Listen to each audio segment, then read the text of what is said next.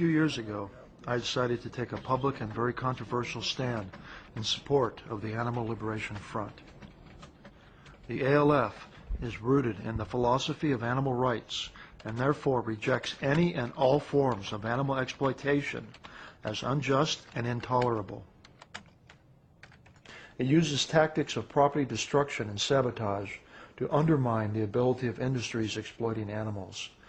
But it describes itself as a non-violent group that attacks only the property of exploiters and never the exploiters themselves. I came out in favor of the ALF because I concluded that their actions are just.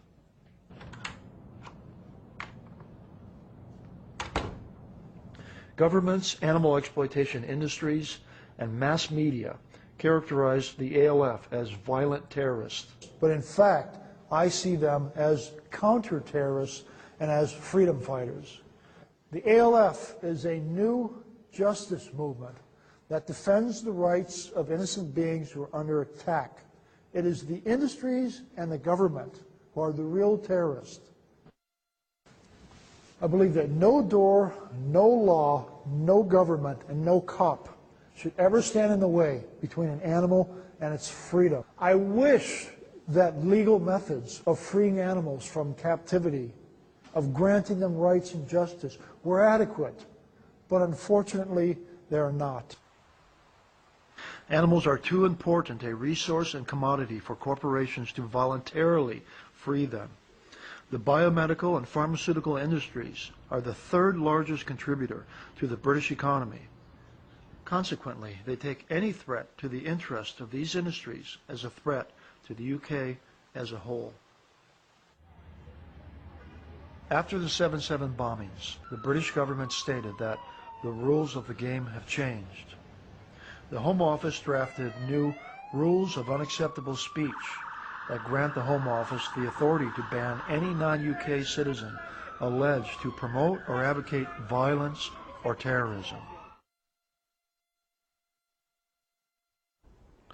In August 2005, I received a letter from the Home Office that condemned me for supporting the ALF and banned me from the UK.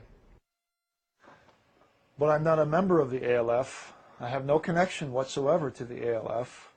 I've never advocated violence against anyone.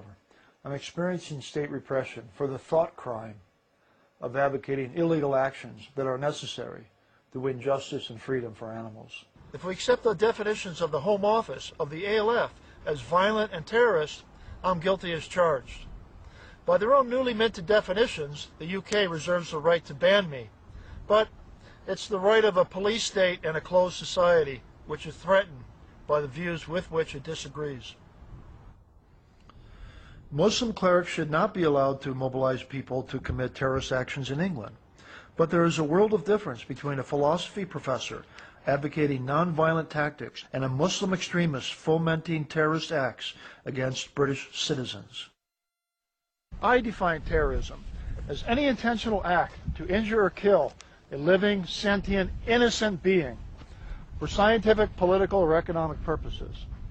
On that definition, the Animal Liberation Front hardly a terrorist force. In fact, they are counter-terrorists who stop the killing of untold number of animal lives.